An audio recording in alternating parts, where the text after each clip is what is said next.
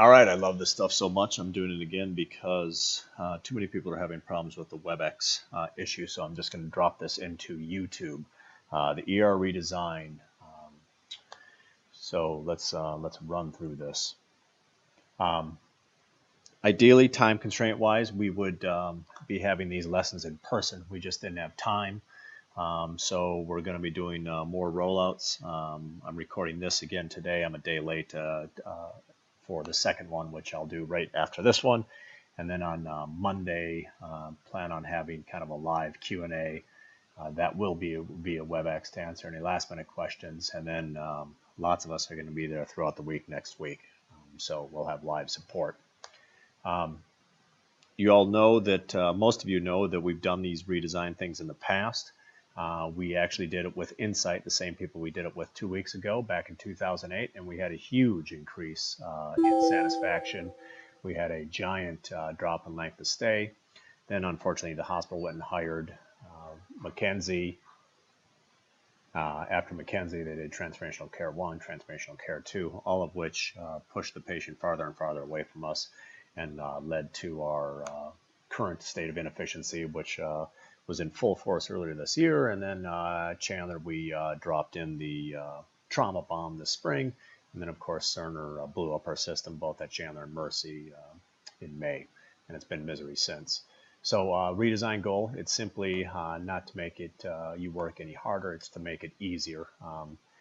Patients for 99% of the time are going to see one physician when they initially get there. That will be the doc that keeps them. So in other words, when you go touch a patient, that patient is going to be yours.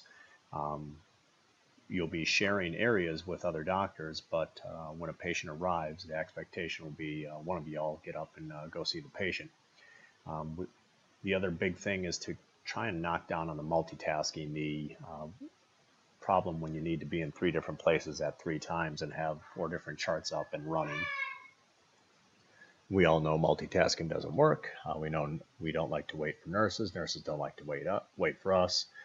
We know patients, some of them don't belong out in the waiting room where they're stuck. We know other patients are okay sitting in a waiting room or internal lounge waiting for tests to be done, and that's where they belong. So we've done the redesign with all those things in our thought process. And also, it's very possible you as a physician might be handing off more physicians at the end of the shift. Don't worry, that's okay. Also, for physician assistants, nurse practitioners, you're going to be seeing patients on your own initially when you're working in the green zone, and then you'll be seeing patients side by side with the docs on a much more intimate and hopefully pro-learning and pro-teamwork basis in the yellow zone. So we're changing the names. Fast Track, Acute, and Tread are dead, and we're just doing that so mentally we were changing gears as well. So we have the red zone, which will be the sick patients, your psych patients, your traumas. You'll have the green zone, which will be your typical Fast Track type patients, and then you'll have your yellow zone, which will be everything else in the middle. Patients can move from zone to zone, so a patient may be initially placed into yellow and actually belongs in red, or a patient may be placed into red and belongs into yellow or green. So there is mobility allowed between the systems, and that's okay. That's the way it is designed. Typical ER volume, we went through several days worth of data, and this is what it adds up. And this was all of our guesses beforehand, and sure enough, we were right. 50 to 60% are yellow zone type patients, belly pains, kidney stones, nausea, vomiting, diarrhea, migraines that need IV medications, etc. 20 to 25% are fast track patients, and another 20 to 25% are traumas, codes, psych, sepsis, sick patients. Are we adding or subtracting hours? That's another question that we're getting frequently. MD hours are slightly going down. We're shifting a couple longer shifts to be an hour or 2 hours shorter. And then we are getting rid of the current 9 p.m. to 5 a.m. shift. If you have that shift, don't rejoice, because you might be brought on for coverage of other shifts that we are forcing people into, and sometimes they're just not going to be able to make. So again, those who have the 9 p.m. to 5 a.m. shift, you won't be working that shift, but you might still be working that day. So don't make any alternative plans. Physician assistant hours, nurse practitioner, are going up from 46 to 48. And understand in the future, we have now much easily more scalable environments. So envision more, perhaps a single physician running with 2 or 3 PAs at a time. This is just for Chandler. At Mercy, it'll be a little bit different, and Ron will get you more of that information in the next few days. So staffing, what have we looked at? What have we done? So again, Insight had lots of several months worth of data, busy days, non-busy days. We looked at everything in between, and for the red pod, this diagram just simply looks at amount of patients per hour on average over a period of 60 days. How many patients do we expect to be flowing in? So you'll see that the red patients per hour, which is this center column that's circled, it ranges from a low of around 0.92, and I'm looking in the middle column here, to a high of 3.34 right smack at noon. So the red patients per hour is calculated as a per doctor. So when we add the second physician at 7 a.m., even though our volume is picking up, the amount of patients per hour for each doctor is obviously going to get reduced as you add on physician. This zone will be dual covered from 7 a.m. to 1 a.m. and single covered from 1 a.m. to obviously 7 a.m. The red zone physician will also, most of the time, take care of the green zone patients. These are patients that are going to be nothing more than a flyby typically, and be primed and ready to go home or be on their way to going home, where it's an easy time for you to get over, say hello, make sure you agree with the PA, and get going home. That's one of our big differences, right? Before, the triage doc would be triaging these patients. We are relying on the nurse and the physician assistants to appropriately get these patients going and get going with most of their care before we are getting involved. So that's the red zone. The yellow zone, which is the belly pains and everything, you'll see that we have 24/7 of MD coverage on this first column. And then we bring in a second doctor from, again, 8 a.m. to 1 a.m. And then we have a 24/7 PA coverage. As we get busier in the winter months, this is the zone that we will probably end up adding a physician assistant to, because this is the zone that's going to take a big chunk. Obviously, 50 to 60% of our patient load will run through this zone. Important in this zone is that we are moving patients, and I'll talk more about that later, but patients per hour, total patients per hour, you'll see gets to a high of about 2.22 around 10 or 11 a.m. in the morning. That calculation does not include the help of the physician assistant. So understand, if you're a doc and seeing 2.2 patients an hour, you're also going to be seeing probably at least one of those patients with a PA. So decreasing your work. Also remember, we are going to have scribes helping out. Green zone, this is going to be almost completely PA run, and they'll be busy, but it's certainly doable busy. The highest rate we get up to here is about 2.5 patients per hour, and that's mid-morning numbers. So they'll be busy, but this is, again, going to be an area that they don't have to walk 50 feet to get one thing, walk and find a nurse or a tech to help with a patient splint or to get a wound irrigated, et cetera, et cetera. So efficient use of a space that is dedicated to them. This green zone will always be open. We're not going to close this down at 1 a.m. because of nurse staffing. Our length of stay can be greatly impacted. Obviously, if we get 25% of our patients out in an hour and a half, our numbers are going to look much better.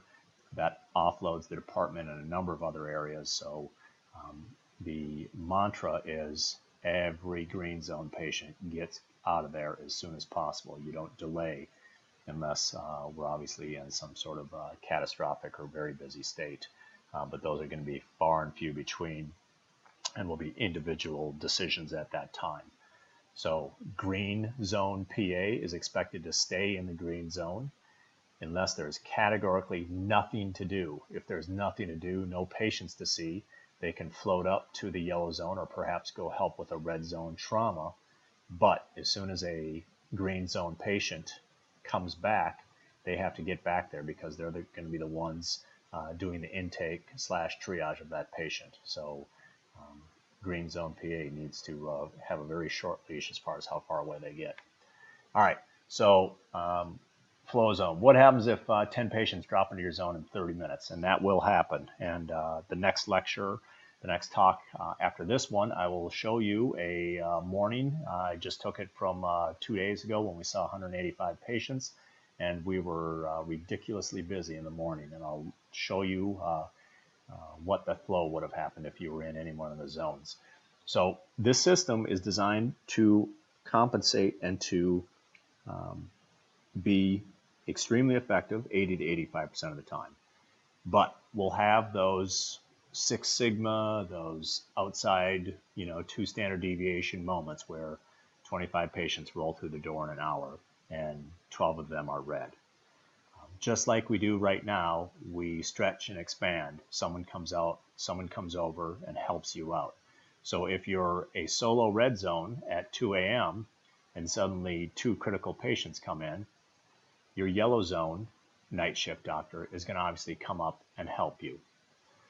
If it's the middle of the day and there's 2 red zone docs and 2 traumas come in and then another sick patient comes in, your yellow zone doc will move up and help you.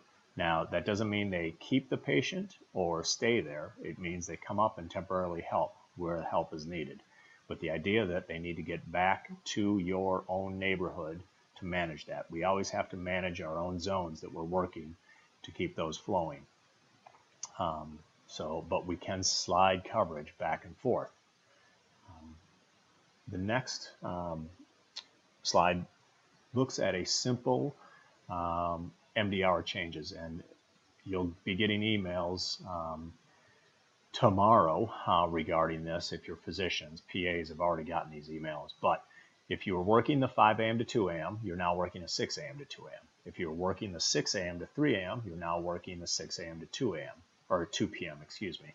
If you're working the 8 a.m. to 5, you're now a 7A to 4. 10 a.m. to 7 is now an 8 a.m. to 5.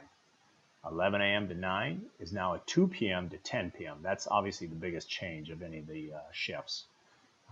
A 2 p.m. to 11 p.m. is now going to be a 2 p.m. to 10. A 3 to 12 is now a 4 to 1. A 5p to 2 is now a 5 to 1.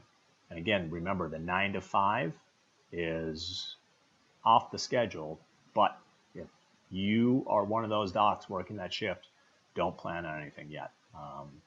As we make sure everyone can adapt and meet this new schedule, because obviously end of August and September schedules are out, we will alert you if you're needed. The night shifts, instead of a 10 p.m. and 11 p.m., they will both go back to 10 p.m. So that's it. The PAs, again, at Chandler, we're going to have 24/7 double PA coverage. They already got a very lengthy email tonight, so I don't need to belabor that. Lastly, teamwork. There's going to be lots of teamwork going on, and I've already sent out the email that had the original town hall meeting that Janet put on for all of our nurses. Nurses are going to be out triaging initially. Nurses are going to be helping us in the back. This goes back to sort of the general flow, and understand that there is a change in how we are initially going to move patients through the department. And how that happens is, if the patient shows up, they initially will see the triage RN. Triage RN will look at them and say, "Are you sick?" And they'll go immediately to red. If they're walking wounded, so a sprained leg, so let's call them not sick, they go immediately to green. If they're sort of that middle zone, they'll go immediately to yellow. So let's talk about the red patients. Red patients get there, and what happens? Both an RN and doc walk in, see the patient, evaluate, orders, everyone's on the same page. Patient is probably going to move through the process a hell of a lot quicker because you're going to know about admitting and things like that. And if you're in the red zone, it's going to be much easier to concentrate on those patients and get the admissions going. Let's go if they're in the yellow zone. So the yellow zone, patient comes back, RN and doc, or sometimes PA, nurse practitioner, walk in, evaluate, and write orders. In the yellow zone, though, there is the possibility that patient needs pain meds, fluids, and then they don't need a bed. So think of your kidney stones that feel much better, but you're waiting for the CT scan. In those instances, some of those patients can go to an internal waiting lounge, okay? And I'll show you a video next regarding where that internal waiting lounge is.